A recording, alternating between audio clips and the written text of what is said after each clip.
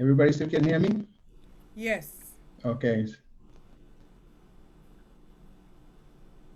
Processing. It says it's streaming live on Facebook. Yeah, now it is. So now we are live. Everybody can still hear me, right? Hello? Yeah. Yes. Yes, I Okay. can hear you. Okay. So great.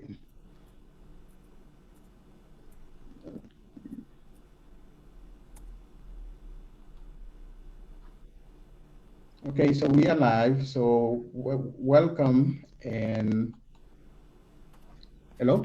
Yes. Okay. So welcome and thank you very much for joining us. My name is Tomás Ávila, and this is the fourth Zoom meeting that I'll be doing. Latinos Leadership 2020, Latino Leadership 2020, honoring our past, transforming our present, and leading our future. And very much what I've been doing is inviting individuals to have a conversation about Latino leadership and in the past, but most importantly, in the present and the future.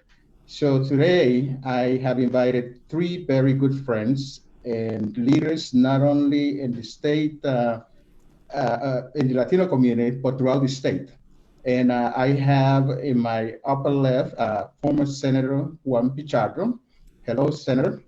Hello, Tomás. Hello, everyone. And below, I have Representative Grace Diaz. Hello, Grace.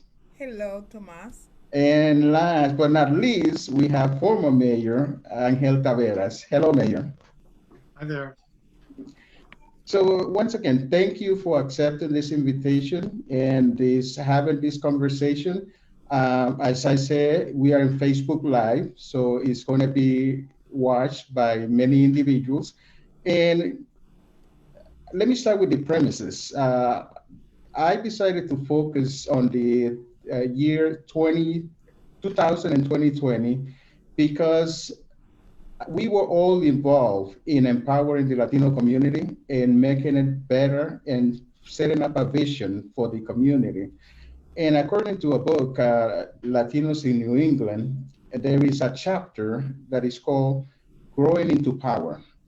And it's about the Latino community, how we grew starting in the year 2000, and how we gained political power. But most importantly, by gaining political power back in 2000, we have surpassed most of the states across New England. We were first in that stage. And definitely, we have seen from 2000 to 2020, we have elected 23 of the 24 individuals who are elected today. But I also make this clarification between 2000 and 2020, we actually have elected about 40 in Latinos across the state because some of them have lost, some of them have, decided not to run. So and I have those numbers. It's about 40, but we have presently 24 elected. And then, so we have political power, we have elected officials, and then COVID-19 shows up. And what Kobe reflects and brings out is the inequities that we fought back 20 years ago when we didn't have any power to combat and to, move the community forward. So that's the basis of what we're going to be discussing. So before we start, I also want to say that I am happy to see that every one of you is healthy, that the family is healthy. We haven't seen each other physically for in months. So it's nice to see you at least virtually.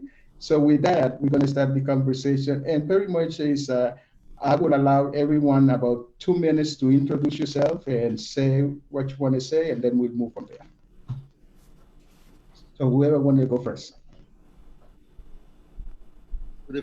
I would defer to my dear friend, Grace Diaz. You know? Sometimes be a lady is no advantage. That is the case right now. Well, but well, but thank there's you. exist in the Thank world. you so much, gentlemen. And I would like to start by thank to Tomás Ávila. If we are now 24 Latinos elect in the state of Rhode Island, part of that we have to attribute to Tomás Ávila, who dedicated his life to be sure the Latino is in the table and it have opportunity to raise their voice for the community.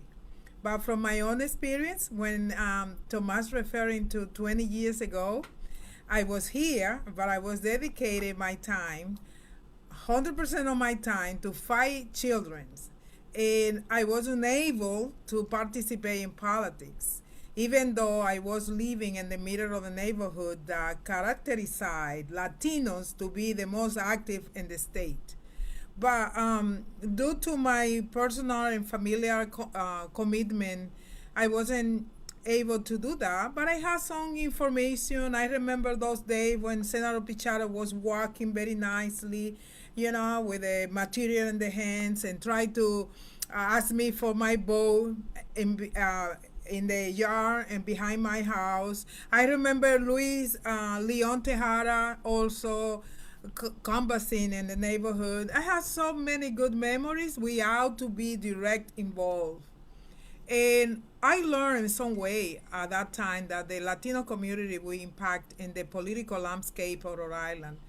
And eventually, I was in some way forced to be part of the process and be participating in politics and dedicate an important part of my life to that. So we have grown in moving forward in so many directions. And as you mentioned, and I know it would be part of the conversation, the health crisis, the COVID-19 that we are immersed right now, is testing again the ability of Latinos in the state to get more involved, to try to and to work hard to be part of politics. So I'm here to be part of this very inspiring, I would say, refreshing and encouraging conversation today. So I'm here to enjoy Angel Taveras, who contribute a lot, my good Senator Pichardo, who was my mentor at the beginning of my political career, and you, who has a lot to share to everybody in the state. So thank you.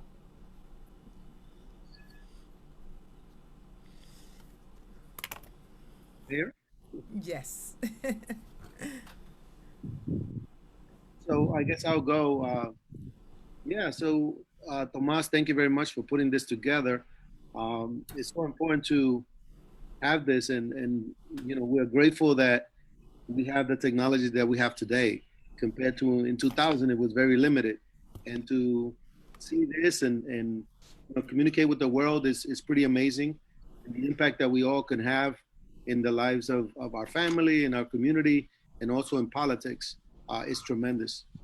For me, as you know, Tomas, our involvement began pretty much back in 1995, 96, even 94, because Luis Aponte was the first Latino elected in the city of Providence as a city councilman, and then Victor Capellan ran for office in 96, and that's where Tomas and many people we met during those times, and we were trying to make a difference in the community. I remember Mildred Vega, Delia Masjuana, Ahora Rodriguez, people running for office and just voicing their opinion on issues that, when we looked at some of the issues that were taking place, and one of them was that we were not being represented in government. And we took that to heart. From that point on, we developed a strategy that we will really get involved, develop a political action committee, and from there on, it's been historic. Very proud for myself, very proud to have served in the Senate for close to 15 years or so. And so I think that much has been accomplished, but there's so much to be done.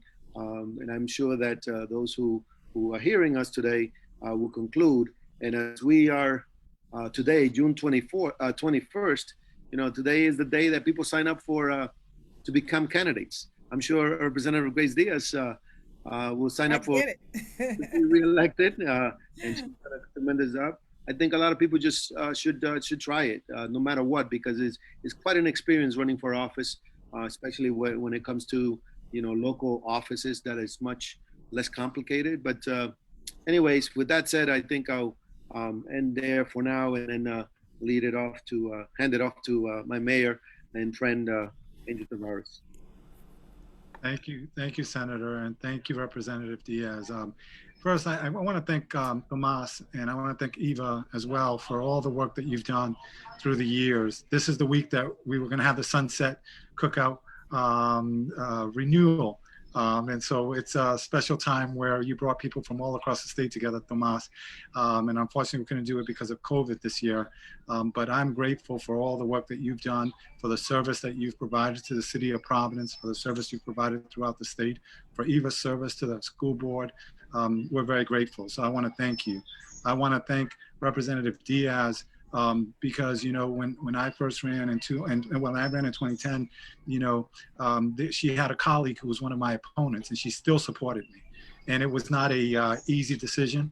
And I know a lot of stuff went on to try to influence her, and so I'm grateful. And to Juan and Senator Pichado, I can't say enough of. Not only did he support me for mayor, but one of the toughest moments when we terminated all of our teachers, I got a letter from all the senators in the city of Providence, and basically condemning what I had done as mayor. And there was one senator who would not sign the letter. And so that's something that I'm always very grateful for, and I appreciate it, because I know it wasn't easy for him either, but he stood with me. I think what we've seen from the year 2000 on is the growth of our community. You think about redistricting in 2000, you think about the lawsuit that many of you were involved in. Our Secretary of State, Nelly Gorbea, was one of the lead plaintiffs in what that led to.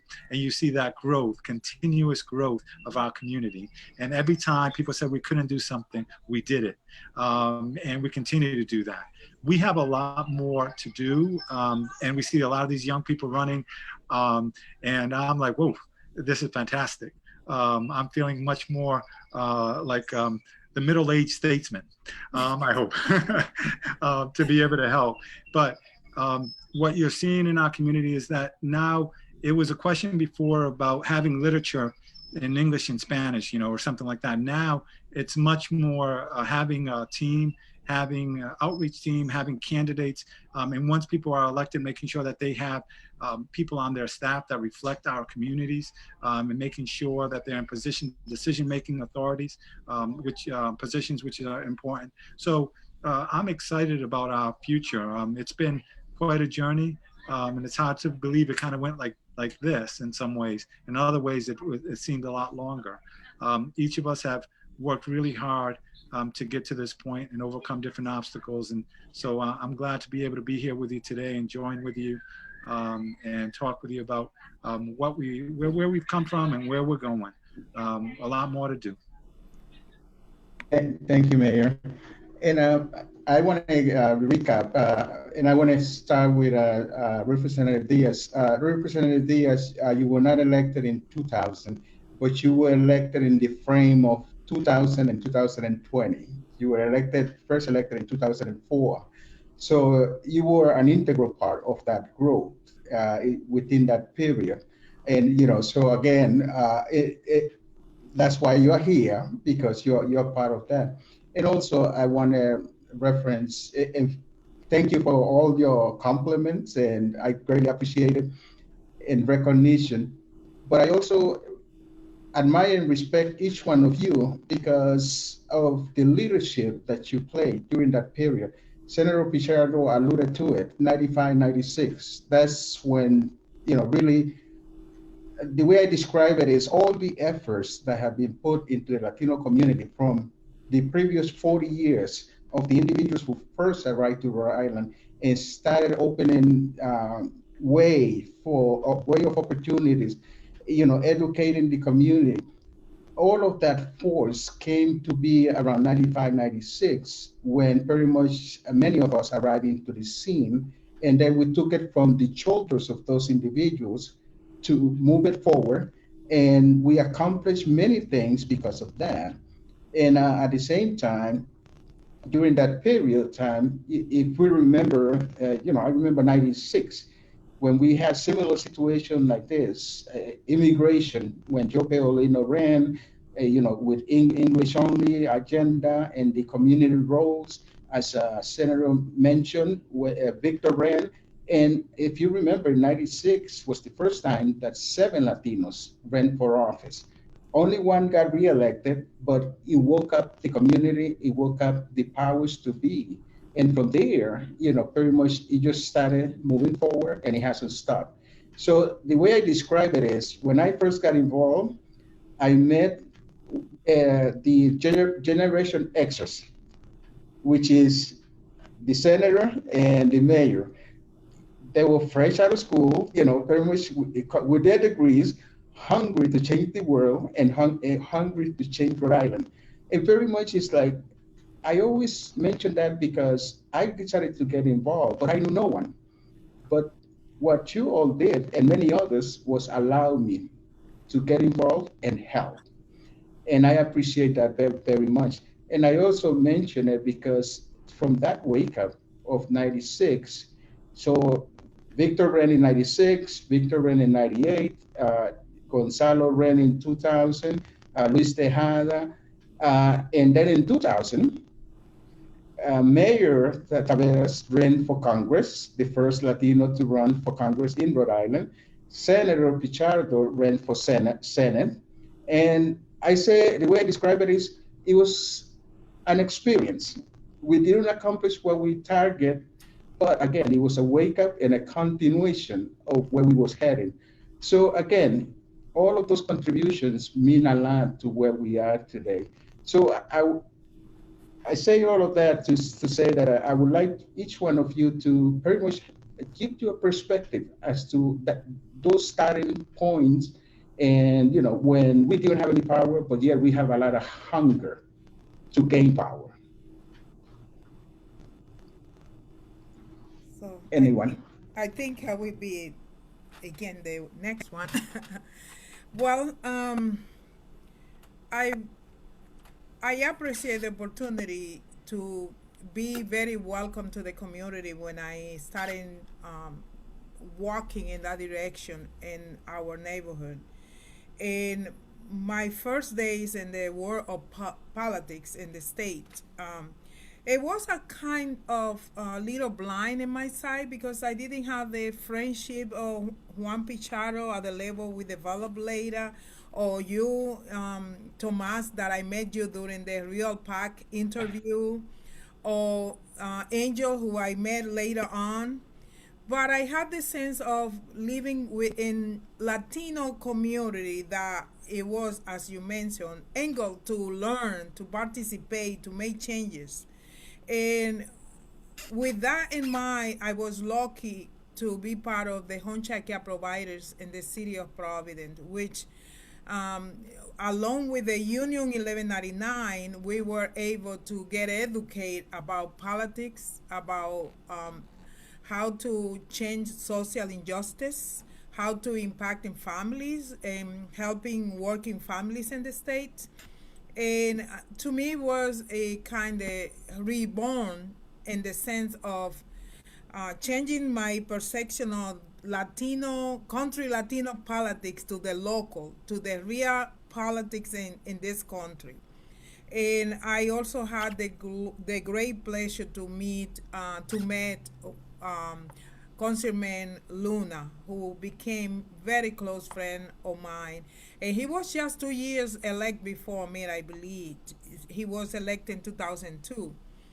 And with the good friends around, I was able to engage in more comfortable way into the politics. But as you mentioned, there was a lot of obstacles for Latinos like me and others who tried to run for office, and because we didn't have the resources, we didn't fully understand government. We wasn't able to have better sense of how to campaigning. Everything for those first, like Picharo, Angel Taveras, we learned in the process. It was the way to really make our own mark and move from there, and through the experience become better for the community and better for ourselves. And it took time, and that put the community a little behind sometimes. When you get elected, you need to learn in order to produce. And to me, it was my case. I had to learn, walking, learning, produce at the same time to really validate the opportunity the voters and the community gave me.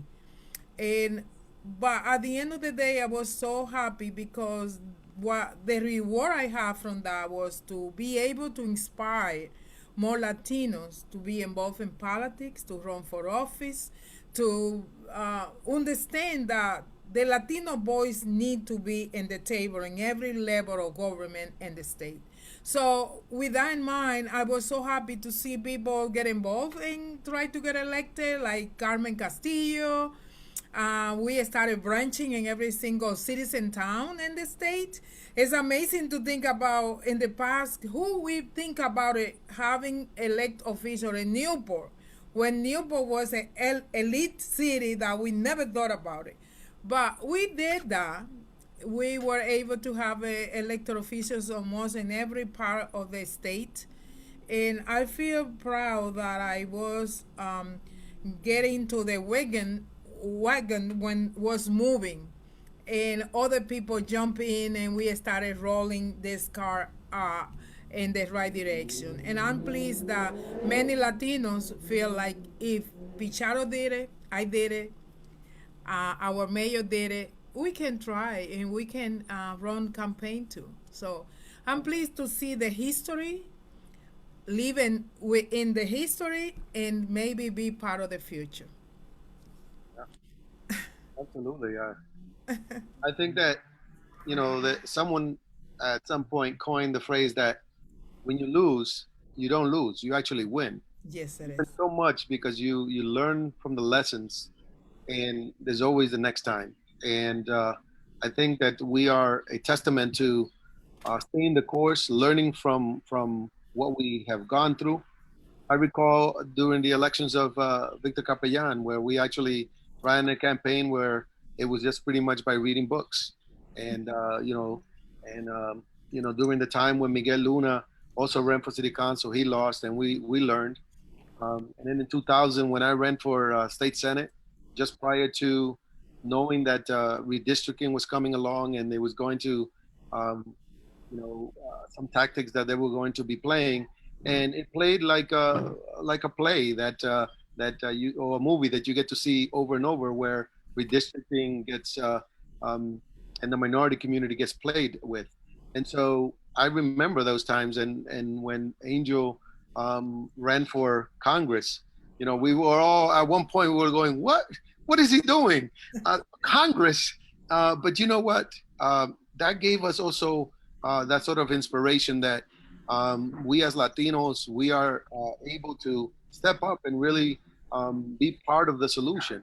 And I recall during those times that I was running for Senate, at that time, the senator, he would follow me around, and obviously he was also in the military just like I was, and he was a cop, and it was a form of intimidation.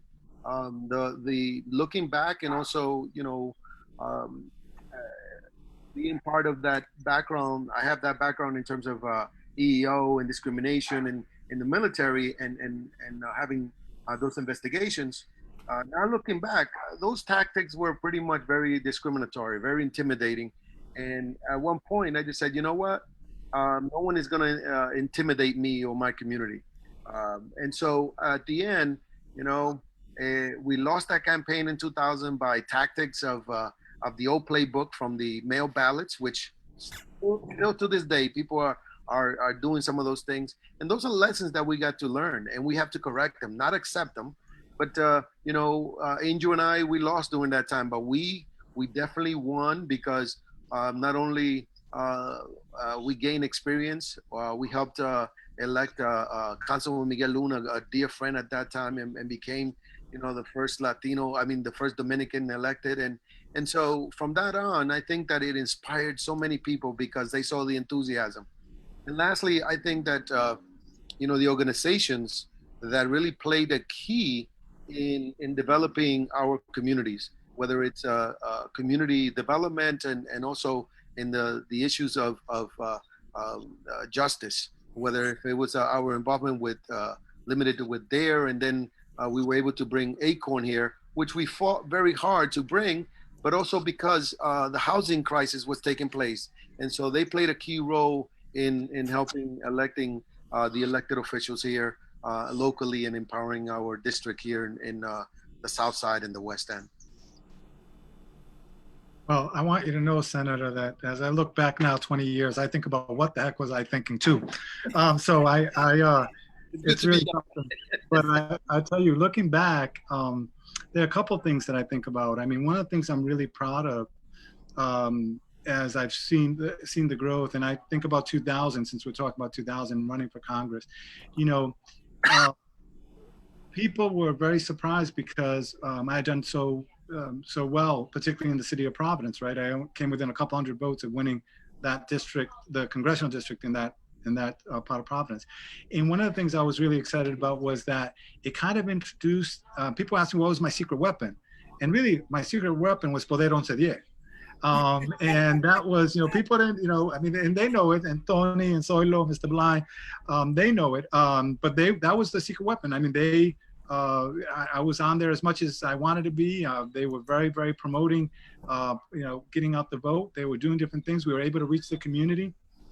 And that was exciting because if you start thinking about it, I remember Bob Wagan in 2000 did a commercial on Univision with Tony Mendez as the voiceover.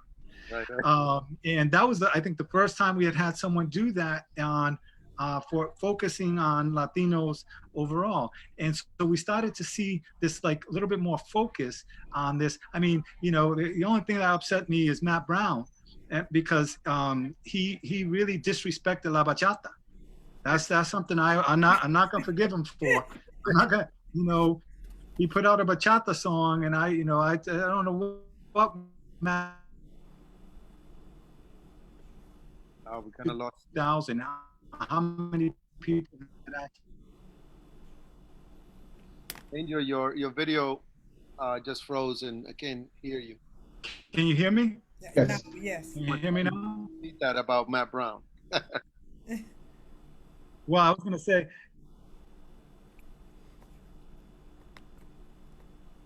Yeah, we lost your audio.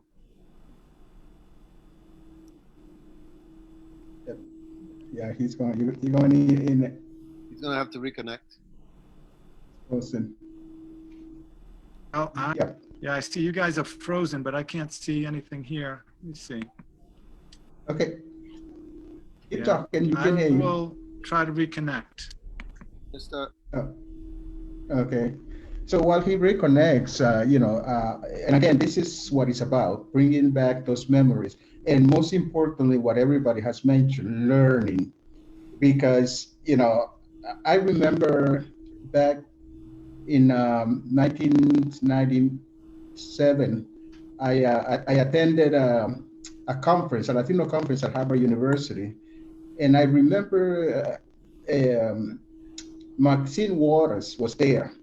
And there was a conversation between Latinos and African Americans, about sharing power. And Maxine said to us Latinos, she said, listen, we learned something from the other community. And what they told us was this, and this applies to you guys. Power is not given. Power is taken. So if you want power, you're going to have to take the power. And very much what that forced us to do was exactly what everybody said, was learn. We through books and everything else, and we learned really well. And I also want to say this. So we're talking about Latino leadership and Latino politics, but one of the, I would say, secrets out there is that during that period, we also changed politics in Rhode Island. Because if you remember, during that period, Rhode Island voting had gone down. People were not excited about elections because, everything else that had happened in the past. But when the Latinos started running and people started motivating, I remember, at that time with RealPAC, being contacted by people from all over the place, saying to me, "How are you guys doing it? You guys running candidates, you're losing, but you're running candidates, and we are afraid." And so I met with many individuals across the state to let them know how we were doing it, and that caused, I would say, a renaissance of elections in Rhode Island and a renaissance of other candidates who before didn't dare to run. I think So anyone, Mayor is back. Can you hear me okay? yes. I guess that's what happens when you talk about bachata at one of these meetings. And but no, as I was saying, I think that we've seen the growth of our community. You saw it in advertisement and thinking back to 2000, how that started. Now it's like everyone knows about Spanish radio. Everyone knows about Univision. Everyone has bilingual literature. And we're seeing it with the jingles and the other things. But the other thing is this, I think that I remember 2000 because, may he rest in peace, Mayor Cianci was not very kind to me at that year until after the election. And after the election, he was extremely kind. And so it was interesting to see that dynamic. And as you remember, Senator Pachado, I think you were there when we had the thank you at Roger Williams Park, and we had several hundred people at the casino. And I always tell this story. Mayor Cianci, I had not invited any elected officials, but Mayor Cianci still showed up and addressed our big crowd. We had a couple hundred people there. It was a thank you. And so I think it was, he understood, and I think people started to understand the importance of that. In 2002, Mayor Cicilline ran. People had encouraged me to run. I said, nope, not my time. And certainly I have a lot more to do. In terms of work-wise, I was happy to support him and see that growth. And if you remember that big headline in the paper, Latinos power, Cicilline to victory, right? Which wasn't entirely true because he had done so well on the East Side. That it wasn't entirely true, but it was great because the perception in politics is so important. And we're seeing more and more of that. I mean, it hasn't been easy. It's a lot of obstacles and challenges and setbacks, but you keep going. And the one thing about politics is you got to run to win. Can't win if you don't run. So, that's one of the things that's challenging as well. So very proud to see where we've come, and we got more to do, but man, look at what we have now. We are on the verge of having the first Latina mayor of a city in the state of Rhode Island. We've got Latinos at every level of government. We've got just a great group of people who are serving, some who have served as well. And I think that's really good. And I think Representative Diaz said it before, there are always challenges, and raising money is a challenge and everything else, but we've learned how to do that, and we're getting better and better at it. And so I'm excited about the next 20. Yeah, Exactly. And as you mentioned, you have to run to win. And so what I tell people is that the first, I would say, 12 elections that I got involved, we lost. And, but some people say, but it didn't discourage you? And I say, no. And I say, why? And this is the reason why. Because what I figured out was that even though we were losing, people were taking us serious, and people were coming to us and for access. And so what I said to myself, I said, you know what I realized? That at the beginning, politics is not about winning elections. At the beginning, politics and running candidates is about making people aware that you exist and the issues that affect your community. And once they start understanding that, like the mayor said, they start respecting you because you took the responsibility to do something about it. And again, every one of you is a testament of that. And Mayor, thank you. You mentioned Poder Once Diaz, and that was a big tool. That was the biggest tool we had. Everybody went to Poder Once Diaz. Everybody knew that the community listened to Poder Once Diaz, but at the same time, Poder did a great job in educating the community. That's one credit that I want to give Tony, Soilo, and everybody there. They started educating the community because they had a capture audience. So therefore, they play a big role also in advancing politics. So again, politics is about voting and everything else, but there is so many other parts to it. And we were fortunate that although we was not experts at politics, but we knew what worked for our communities, and that has made a difference. The other point that I want to touch in all of this is, again, so we started running candidates, we started winning, but at the same time, I remember in 1999, Bill Richardson told me the following. He says, Tomás, you guys got to understand something. You have a big asset in Little Rhode Island. And the big asset that you have is the diversified Latino community that exists here. He says, so Rhode Island is not New York. At that time, the Puerto Rican was the biggest. It's not California with the Mexican, and it's not Florida with the Cuban. There, other communities don't have a chance. He says, but you guys, if you play it right, and you manage to bring all those communities together, you're going to have political success. And I want to bring it because that's one thing that I feel that we did very well. We coordinated politics around including every community and giving every community an opportunity to participate. And that was also the other part that I feel that play a big role in our success. Tomás, I want to jump in that because I feel like I am a good sample of that.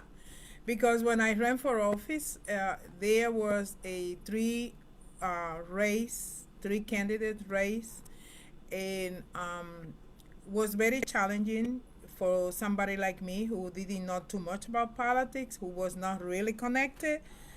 I only have behind me the home childcare providers that were a lot of them in my district, Union 1199, and friends and people who know closely.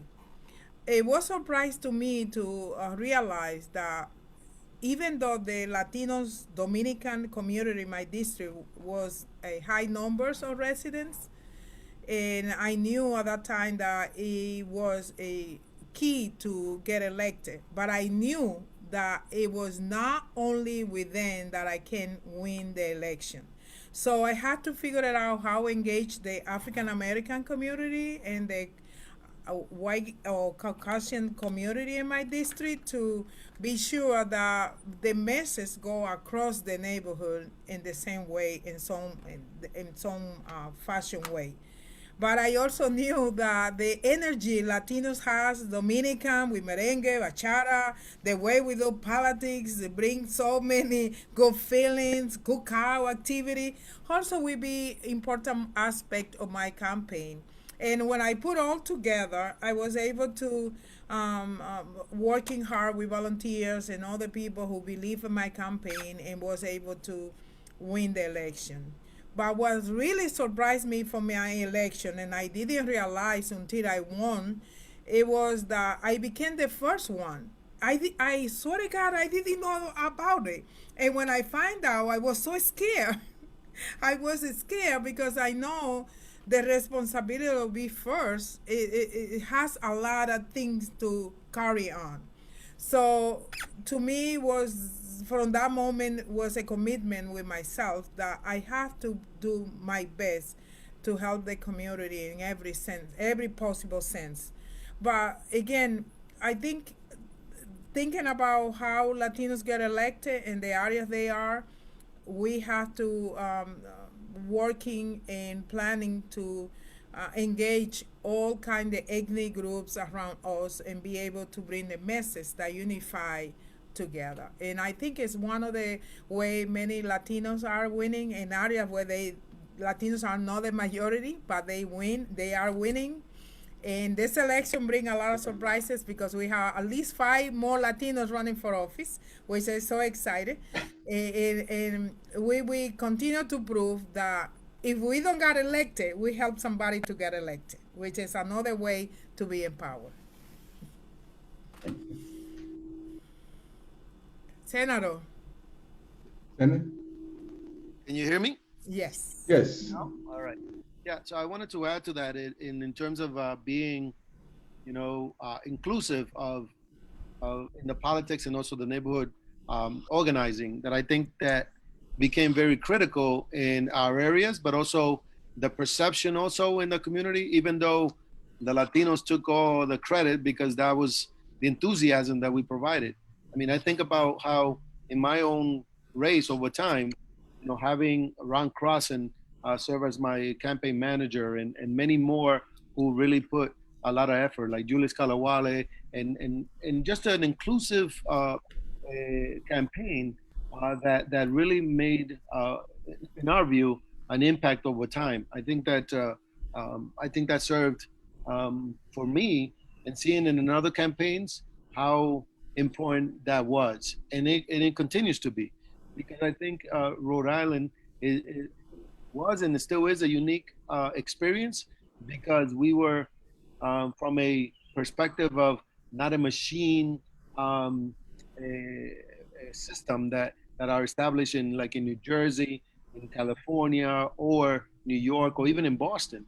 The system that was here, we actually, I would say that we as Latinos, we broke that system, because it was actually controlled before. Where you actually stuck your neck out there, they told you gotta wait. Which, by the way, they told me, and it says, why don't you join a committee? And so and even to Victor and so forth.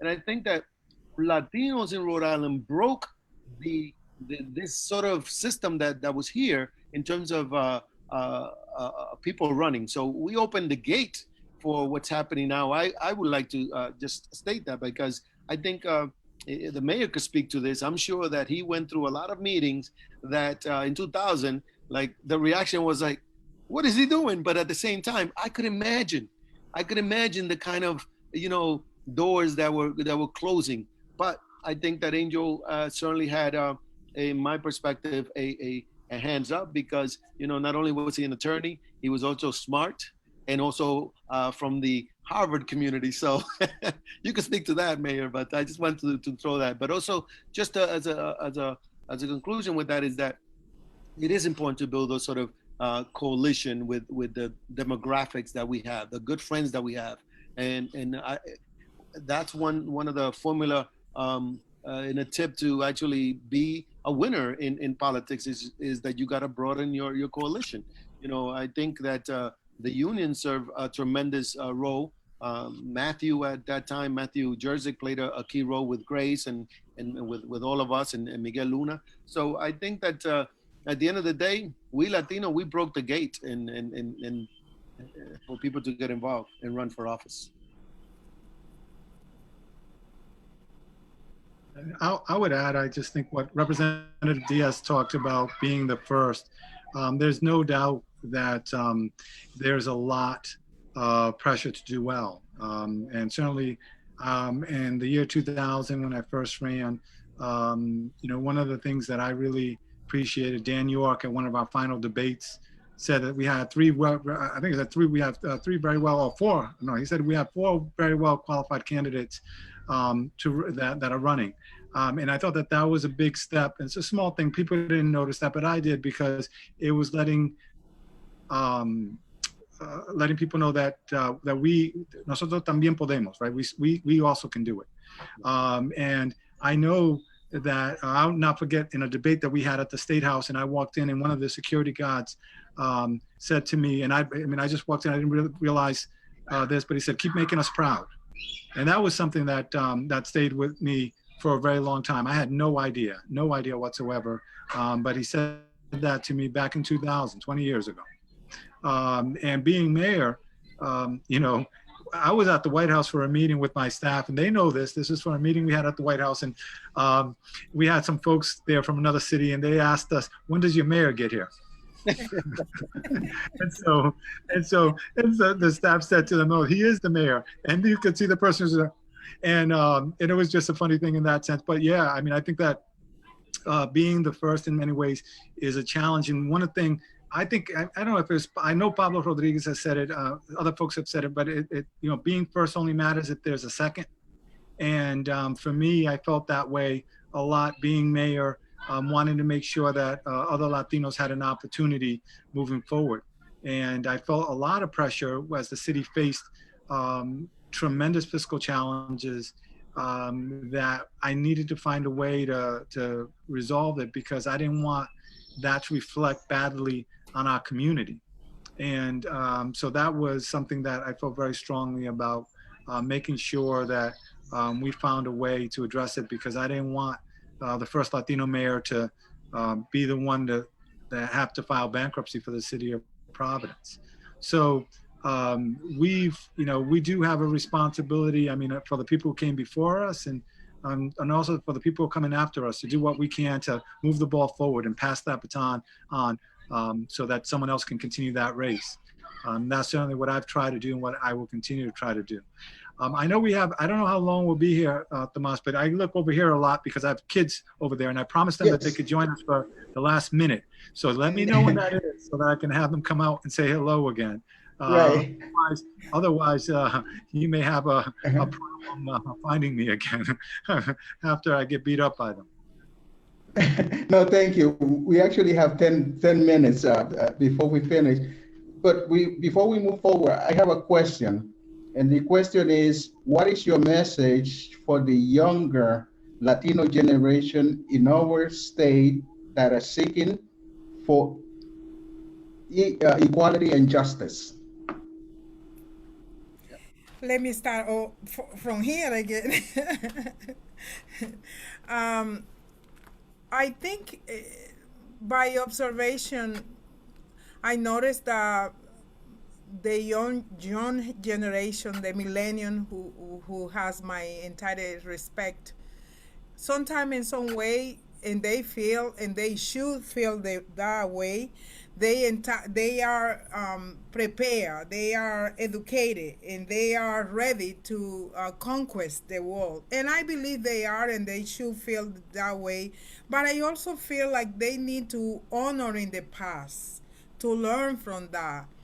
And with that chance to learn from other elected officials that went there, like Senator Pichardo, Mayor Angel, Taveras, and others, they can build themselves in better, be in better position to run for office. Because something that I hope Angel and Pichardo agree with me is that we know that alone we can do nothing. I was able to be in the House of Representatives. Without Senator Pichardo in the Senate, I wasn't able to accomplish anything, because I need to have a partner. I need to have somebody who has more experience to help me to go through the process. A lot of things that you need to learn, that just by running for office, you don't have those knowledge. So I hope that the future generations take that in consideration, that we need to revisit the past in order to make the present and the future better. And that will help the community also to move forward. Another thing is that I try to put into my life all the time, to be humble. No matter what, everybody has knowledge, experience, something to share. Don't feel like you are absolute in everything, because that doesn't exist. Everybody has something to share, and you need to respect and honor in that part in order to grow, in order to be a better elected official, better person, and be able to help others. Because if you don't help others, you don't have the generation that will coming after you to replace you, because we're not here forever. It's a period of the time that we will be here doing what we have to do and do what the history demanding to us to do in that moment. But we need to prepare the people behind us in order to be the right replacement and move the community forward. That is what I have for the youth, for the new generation that is coming, to be close. come. We don't bite. We can help. We can give you advices. We can share with them something that nobody shared with me when I ran. And just I want to finish. I want to tell you that when I ran for office, I never did my homework and find out how much they would pay me. And when I got my first check, I almost passed out because it was so little that I never imagined that a state representative in the state of Rhode get paid $10,000 a year that I was paying my first year. So do your homework. That way you take the very informed decisions before you run, and be close and learn from those who went there already. Yeah, I agree wholeheartedly with what Representative Diaz just said. You know, you do it for, when you run for office, you're doing it because you care about your community, you care about an issue. But I think it's so important to understand also a historical background. You know, for me, and as I reflect during this past month, as I was quarantined in my house, and I watched a lot of movies, Netflix and YouTube, and also with the recent movement that's taking place with Black Lives Matter, and also the shooting, that it brought me back to when I came to the United States. I came to the United States in 1975 as a 10-year-old, and then in 1977, TV wasn't a big thing, but we had a TV, and there was a mini series that came on, and it was called Roots. And in New York, for the first time, I have friends that African American, Puerto Rican, and to me, that was, being a Dominican kid, and Cuban, that was something new. And so I reflect on how my life was impacted by watching that series during that time, and how I understood that the African community was to the United States, not only the United States, but throughout Latin America, in the Caribbean, and that we as a community, and for the younger generations, to learn that history, and that's all of us. We have within us the DNA, and also in our culture, that we have been subjected to a system that has been discriminatory throughout history. And so learn that history, and I know that it's not being taught in our schools. Our kids are not learning this history. And so whether they're the newly immigrant in our country, they don't understand that history, because they're fine when they're called negrito, right? Whether it's in Puerto Rico, Cuba, or wherever, or Honduras, negrito is just fine. But the reality is, they don't talk about sort of that discrimination. And so I think that for the new generation is to really learn that history, even though it's not taught, and fight for it so that way it's be in the schools, but really learn on your own, now that we have the YouTubes and the Netflix, and to be able to go to library and learn about this, and learn about the real struggle, and come up with solutions. Don't let other people bring all the solutions. Bring some solutions that can matter. Learn about the legislative process. Just being elected, as Representative Grace Diaz just said, just being elected doesn't really mean a whole lot too, because if you're the only one, it is 50 times as hard to pass legislation. And actually, it's about 125 times harder to pass legislation, because that same bill has to pass in the General Assembly, and that takes a lot of work, and it's not easy. I take off my hat to the elected officials and those who run, because it's difficult. And I know even being quote unquote in power, you still got the shackles in your hands, because you just can't push all your policies and all the regulations that you would want for the community. And I want to just add a couple things. You asked about what we would do, or what advice we'd give to the young people today. I'd say several things. I mean, I'd quote our former President Obama: "Don't boo, vote. Don't boo, vote. Don't boo, vote. You got to get out there and vote," because young people do not vote in the numbers that older people do. That's why Social Security is always talked about in elections, and student loans isn't. That's why you make sure you visit senior high, every senior high rise in your district, and you don't necessarily go to other places where young people are. We need our young people to vote. You don't like something, you can change it. Every generation faces challenges, and this generation is facing challenges as well. You can change it. Keep marching, keep speaking, keep voting, keep active. If you like a candidate, go out there and volunteer for them. It doesn't matter. If you don't have money to donate, that's fine. Volunteer. We know, all of us know, that campaigns are driven by volunteers. Without a doubt, they're driven by volunteers, and that volunteers are fantastic and so important. If you don't like what's going on with the police department, become a police officer. Be part of that and change it. Speak up. It's not enough to simply be angry at something. You've got to figure out how you channel that frustration, that anger, in a way to make change. And I can tell you that there are different ways that you can do it. Get involved in government and different boards. Get involved in government. Come on up. Get involved in government overall. And you can see I'm being joined here now by my children who have been waiting to join me. But I tell them that they have a responsibility. When they see there's something that's wrong, you have a responsibility to try to fix it. That's why I went down and worked to help reunite families at the border, because my wife said, you know what, if you can help down there, that's fine. I'll take care of my family here. For me, I think it's really trying to let them know that you have a responsibility to make things better. Everyone has a responsibility to make things better. And when you see something wrong, then you need to try to fix it. So I see our young people today, and they've done amazing work already all across this country, bringing issues to the light of day. And not only that, but beginning to see positive change as a result of that as well.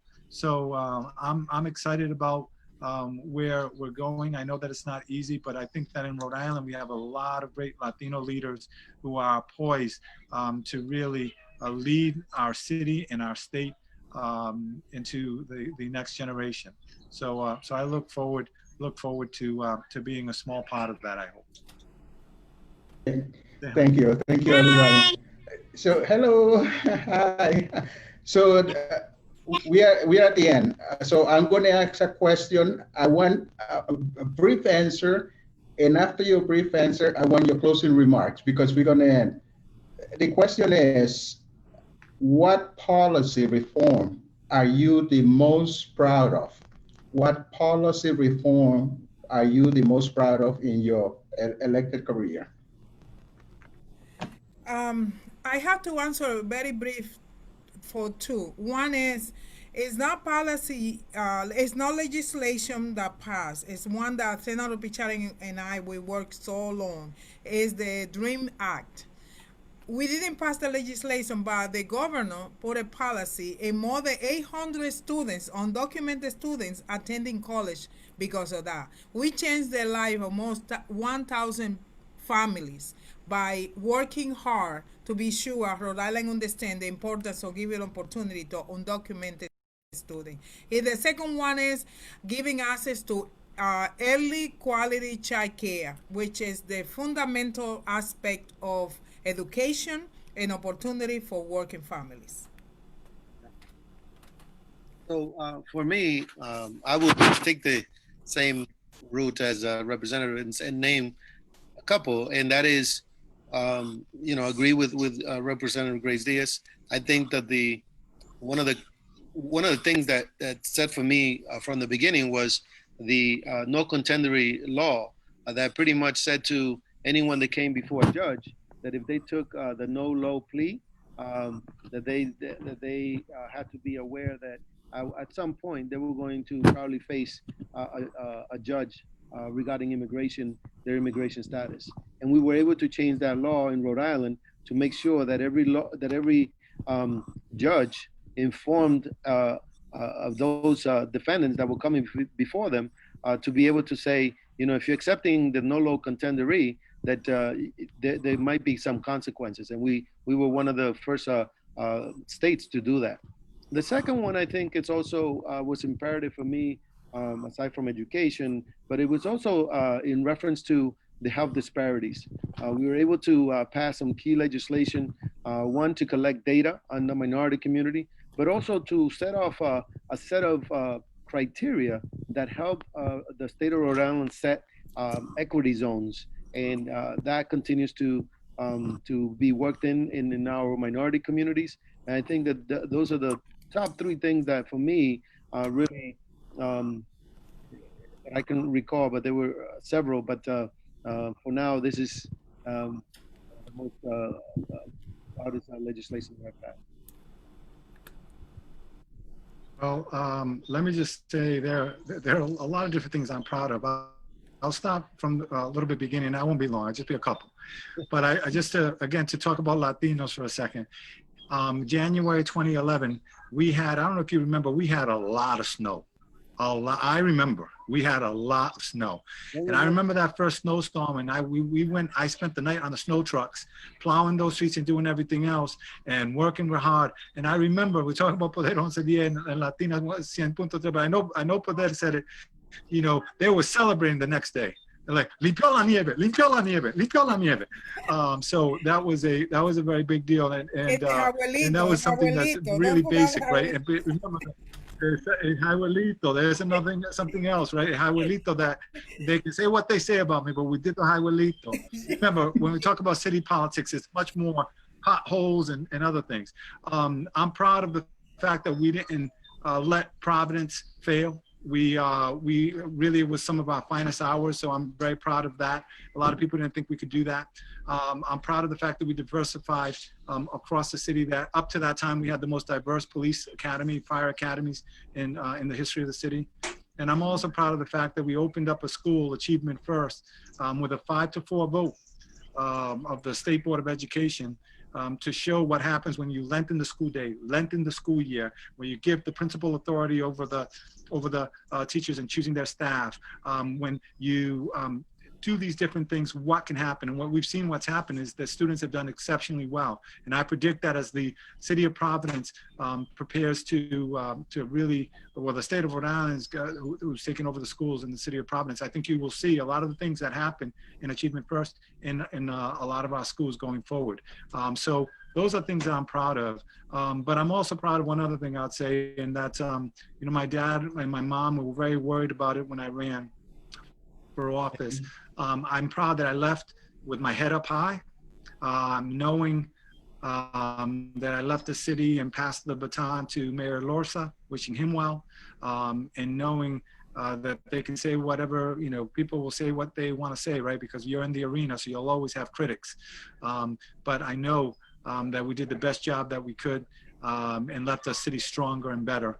And as a result, I think the state is better as well. So I'm proud of many, many things, and grateful for you, Tomás, you, Juan, you, Grace, and so many other people who are watching and listening today. Some who aren't with us anymore, like Laura Rodriguez, who is special to me and to all of us, and so many other folks, Miguel Luna, que descanse en paz, so many folks who really paved the way. And a lot of people don't even realize the influence that they had on making the change possible in our city and in our state. Thank you. Well, time flies when you're having fun. I wish we could go for another 3 hours. We're actually going to have to do another one. And interestingly enough, now questions are coming, but you know, we're going to leave that for next. But I want to thank again every single one of you for accepting to be part of this conversation and making it as exciting and as informative as it has been. And definitely, I'm quite sure that some of the young candidates are on Facebook Live. They are, you know, listening. And I hope that it serves them really well, the experience that each one of you have shared. So with that, a brief closing remark from each one of you. I want a break. Senator Bichara started. Give it to the mayor now. Give it to the mayor. Mayor. Mayor, closing remarks? From my perspective, because there's so many challenges going on, and we see injustices across our country.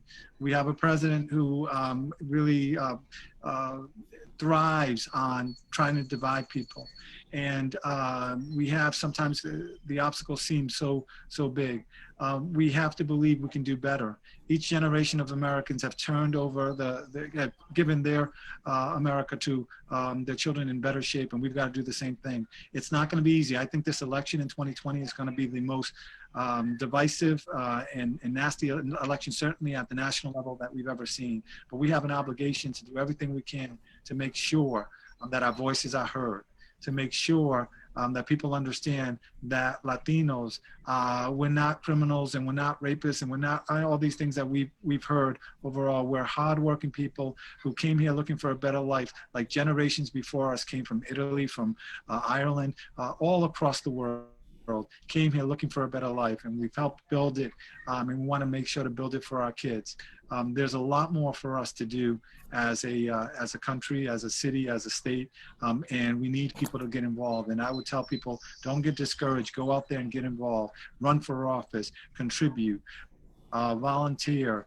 Do whatever. March. Do whatever is in your heart to make it a better place. We all have an obligation to make it a better place, make this city and our state and our country a better place. So thank you for this opportunity to come back and to go down memory lane a little bit. Thank you, Tomás, for everything you've done. My best to Eva, Juan, and Grace. Thank you very much. I look forward to seeing you in person, even if we have to be 6 feet apart. Thank you, Tomás. Thank you, Senator Pichardo, and thank you, Mayor Angel Taveras. To me, today was very special because I had the opportunity to see Mayor Taveras. I don't see him for a long time. To have this conversation with Senator Pichardo and with Tomás, who says a very important part of our history as a Latino community. I just want to bring the message of you need to be part of the political life in Rhode Island. We still have some Latinos who don't believe in politics, maybe sometimes because they coming from a different political background, but politics is the best way to get you aspiration or the needs of your community out there. You need to be involved in every single level possible, just being a volunteers, be part of a campaign, an important role in any campaign, or running for office. See, that is what you want. But if you take the decision to running for office, you need to be sure that you come in with the high levels on honesty and the high level of clear vision of what is the purpose of why you're running for office. Another thing that you can do at the family level is to be sure that every single people in your house go out and vote. If we don't vote, no matter what we do to get involved or getting elected, we don't vote, the Latinos agenda to be part in politics, we don't have any sense. We are in the very critical aspect of our life right now with a president that doesn't represent our needs as a Latino community, a president that disrespects all level of our society. The best way to say no to him is by voting. Go out in November and voting against President Trump, and I say that with name and last name. You need to vote against him because it's the best way to you understand the importance of politics. So I wanted a young individual to get involved, to learn the process, to do the best, and to represent our community well. So I hope see you, many of you. I'm available to give you any humble advice and helping you to be elected in any possible part of the state of Rhode Island. So thank you for the viewers, for Tomás and everybody who are in our company this afternoon. Thank you. So my final thought and advice for the people, especially the young people in our communities in Rhode Island, are a couple. First is, humble yourself.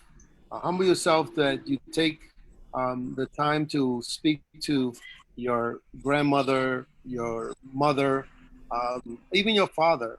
For those of you who are privileged to have both in the house, or at least everyone has a father, to learn about their struggle, what country they come from, and that the struggle there is the same, almost a struggle here, even though we have many opportunities here. The fact is that you will find a passion of an issue that you will fight for here locally. You get to see it all around us. I grew up here between pretty much in South Side and the West End, and the violence was incredible. For me, it touched my life. I lost friends to gun violence. I lost close relatives to the drugs. And so at the end of the day, you will find an issue that you're going to fight for. In today's age, you know, we as elected officials just shine the light on things that are our struggle that we went through to get elected. In today's age, we're still fighting. You saw that we are 45% of the people who got infected with COVID. Yes, I was one of those. I was quarantined for 26 days, and my family lost my grandmother. But those are the issues that are fighting here locally. We have a governor that is supportive of the Latino community and is open-minded. And today she pretty much by executive decree took off the Providence plantation. Now it's going to be in November so that people can vote and vote against it, so that way it could be removed. But the plantation is not only in the minds of Rhode Islanders, but it's globally, because at one point Africans were transported not by their own will, but by slavery, and it was distributed to America, Latin America, and the Caribbean. We are all African. And so at the end of the day, you have to get involved. The other thing is that you have to get educated, particularly when it comes to your history, and particularly when it comes to finances. Don't be a slave to debt in the system that we have, that at the end of the day, we just want to drive the best car, have the best house, but at the end of the day, we're broke. And we have to be more aware of how to manage and how to actually get out of this chains of debt, and also have some wealth. And then lastly, you know, just get out and vote, but do it for a purpose. Learn about why are you voting, who are you voting for, and share that with your family. Because at the end of the day, if you don't vote, you don't have a voice. Many people in other countries lose their lives and have to walk for miles to actually vote. You have to get out there and vote. And then, you know, if with all that, with that message that our mayor, first Latino mayor in Providence gave, and the first Latina state representative in the United States, Grace Diaz, gave, if that hasn't inspired you to get out there and say, you know what, at a certain point, I'm going to run for office.